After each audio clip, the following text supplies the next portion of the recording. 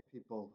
So I want the tone of this one to be positive, um, because recently, I've been talking about these riots. I've been talking about the unrest, and it's very hard to skip the fact that it's depressing, right? Because it exposes criminality, it exposes underlying tensions, it exposes racism, it exposes all sorts of things going on, mistrust in the establishment, you name it. There's a lot of negative things there, but I also think there's positive that has come out. Um, like I say, I think the bulk of the violence is over. I'm not saying it's completely over, but I think the bulk of it is partly because of the sort of sentencing, the policing, also the counter protest. But it goes to show that despite what Elon Musk and others are putting out there, we're not in civil war. I mean, I thought that was ridiculous hyperbole. What we have is serious social disorder. But most Western countries deal with this at some point or another. I mean, last year it was in France. Um, around Paris and other cities, there was violence connected to issues around race and the police. Um, the United States has certainly seen its share of violence, um, and even the Nordic states have seen it. So let's not assume that Britain's a unique situation here. We have some particular circumstances in this country, but I think the idea of civil war over rioting is just nonsense, and it doesn't actually help matters. Um, that's not to downplay what's happened; it's very serious, but civil war, that's ridiculous. I mean, we live in a world where a civil war is what's happening in Burma. A civil war is what's happening in Sudan. That's civil war, not what's happening in Britain. Um, and that gives me optimism because it isn't that. It's serious, but it's not that bad. Um, but that's not to downplay the problem. No doubt, a lot of people have been shaken up by this. There's a lot of minorities feel scared, um, understandably so. But I honestly think the majority of British people have a decency to them, whether they be left, right, or like myself, somewhere in the centre. I honestly think there's a decency out there. What I mean by this is that yes, I'm frustrated by the some of the excuses that I've seen going around for extremists, like I made in my last video. And I do maintain that. I do think there's been too many excuses. But take, for instance, just stop oil. The vast majority of the country is against them. But does that mean the vast majority of the country are in denial about issues around climate change? Of course not. The vast majority of people just are tired of that obnoxious approach that they take. So although just stop oil really rubbed me up the wrong way, and that's putting it mildly, I can't stand them. Um, there is very, very clearly a mandate against them. There's very, very clearly a vast majority of people against them. Yes, they have their cheerleaders, particularly celebrity cheerleaders, and they've got apologists. But you look at any thread about Just Stop Oil, the vast majority of comments, and again, I know this is not a concrete science, but the vast majority of comments will be against them.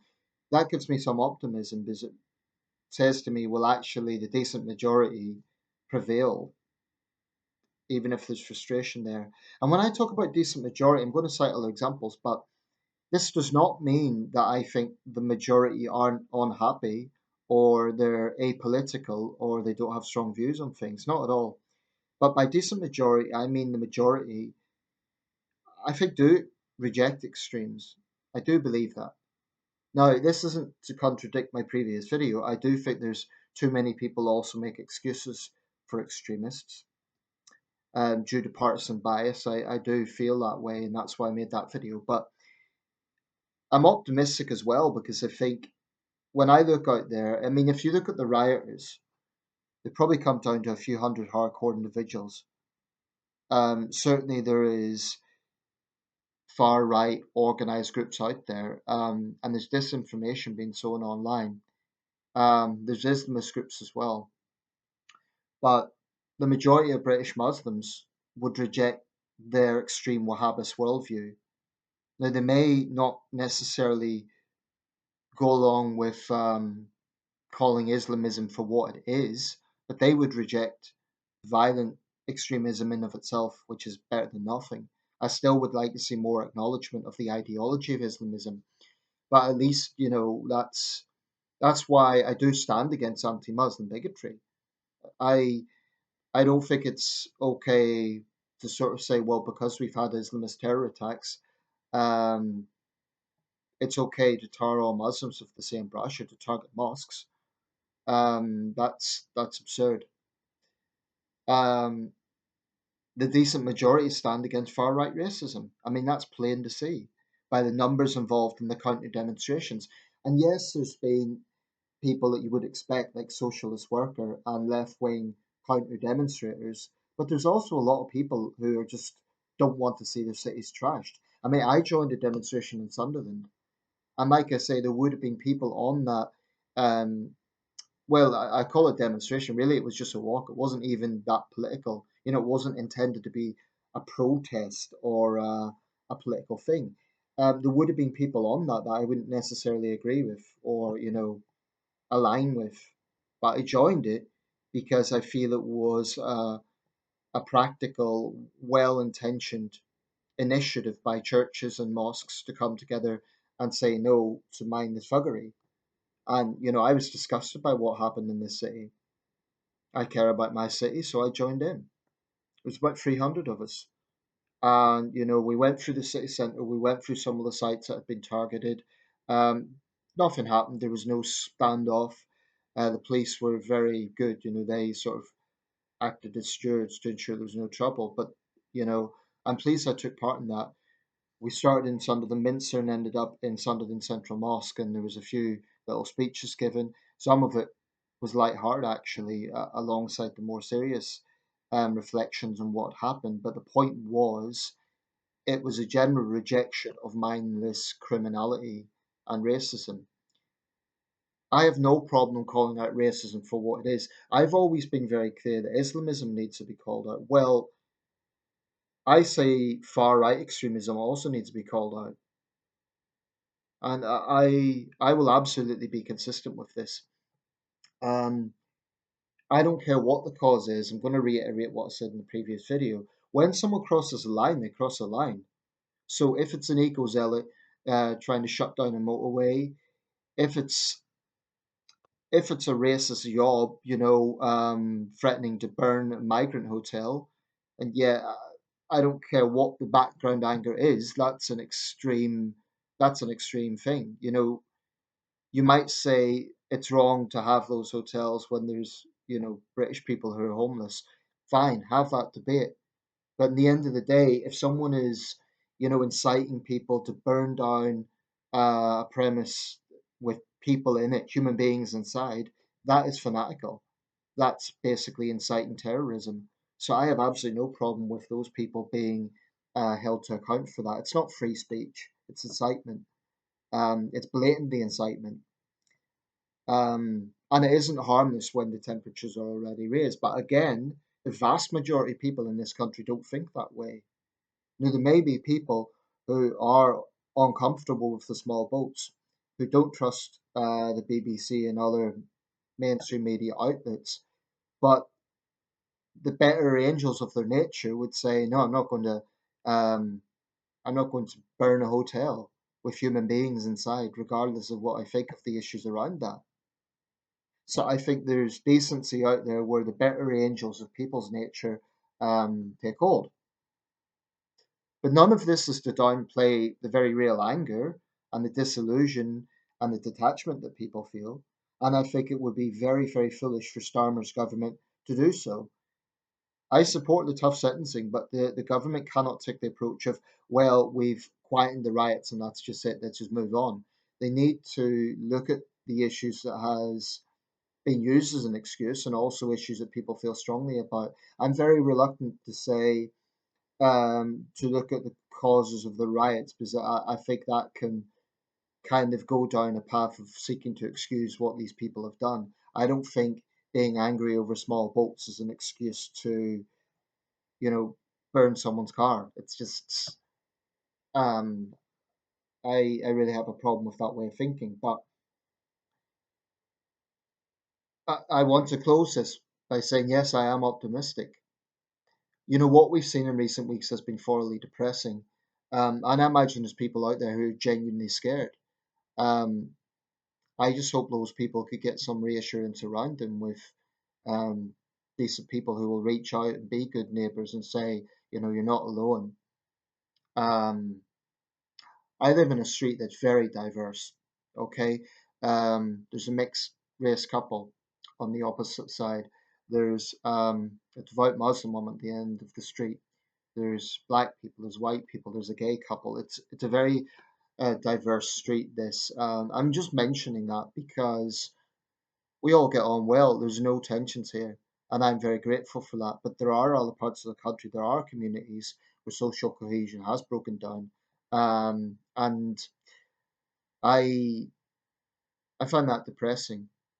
I don't think that labeling people far right because they've got concerns is the right approach. So, you know, if people were going to brand, for example, reform voters all as a bunch of racist louts, that would be utterly wrong because it isn't the case.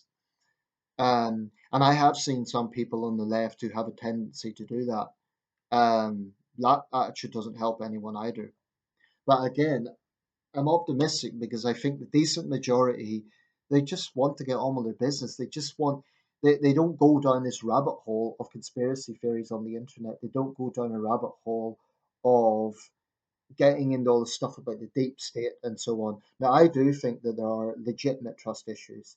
The Hugh Edwards scandal has shown, someone posted, you know, ironically, Edwards himself making a speech about trust.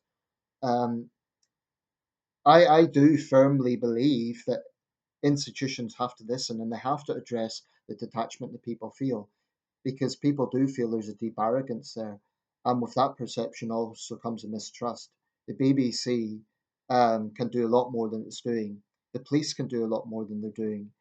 And the government, the young government, but we'll see, you know, how they address this. Um, so there's anger out there, there's disillusion out there, but you know, the good thing here is we have 68 million people in this country, and the vast, vast, vast majority of people are not going out and burning cars.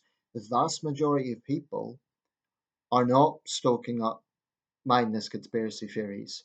And the vast majority of people recognize that it's legitimate to have strong views on things, but we all have personal responsibility, right? So this isn't about saying people shouldn't be angry.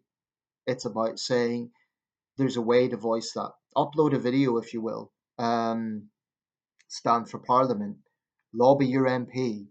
There's a whole range of things people could do.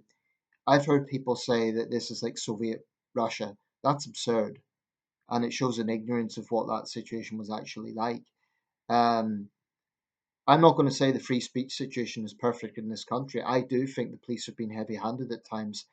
I do have concerns over certain hate crime legislation. Those concerns aren't going to go away. And I will be scrutinising Labour closely on these sort of things. And I will speak out when I think they do something wrong. But to say that Starmer's a dictator or a traitor, it's just, I think it's inflammatory nonsense. Like saying we're in a civil war situation. But, you know, I'm cautiously optimistic. I've been depressed by what's been going on, but I'm optimistic because I think the vast majority of people are decent, whether they lean to the right or the left. The vast majority of people do reject extremism. Too many people make excuses for extremists, like I said in my last video, but that's not the same as supporting it. And I think the majority do reject that. So I'm not saying don't be angry. I'm not saying just go along with the mainstream. I'm not saying it isn't legitimate to ask questions. I'm not saying any of that. But I'm saying that if you're a decent person, if you're allowing the better angels of your nature to win, then for goodness sake, reject extremism. Reject people who cross a line into criminality. I don't care what their ideology is. I don't care what their cause is. There's a basic there's a basic truth to that. Because in the end of the day, these so-called patriots who are rioting, who are they hurting? They're hurting British businesses. You know, the woman in Sunderland who had her car burned, the good people of Sunderland raised a lot of money to replace that, again, showing the positive side of society. And there's been similar initiatives elsewhere. There was a care worker in Middlesbrough, a black guy, he had his vehicle burned. Again, local people raised money to replace it. So there's good people out there. Um, there is. And we have to hold on to that. Because if we think, we're a nation of extremists and that's just going to be depressing. I don't think we are. I do think that extremists need to be polarized, and but that doesn't mean that the underlying argument should be swept under the carpet. Um, but people also need to ask themselves, am I being consistent? So if you're defending Just Stop Oil sabotaging a motorway, but you're calling for far right thugs to be jailed, you're being a hypocrite because both are forms of criminality. Maybe the different types of criminality, but it is criminality. If you are making excuses for racist jobs, but then saying that Islamists should be jailed, again, you're being inconsistent. So people need to be consistent. I try very hard to be. I'm not saying I'm perfect. I'm sure I failed at times, but I try. Um, but I'm cautiously optimistic. This country is not in a civil war. This situation will calm down. The anger won't necessarily go away, but I think the worst is over. That's a good thing. So let's just step back a little bit and not get into hyperbole. We're not in a civil war. We're in a serious situation. It's not civil war. It's not even close to civil war. So let's just consider that. And also, let's celebrate the success of Team GB in Paris. 65 medals, our second best performance ever after Rio de Janeiro. So that's something to celebrate.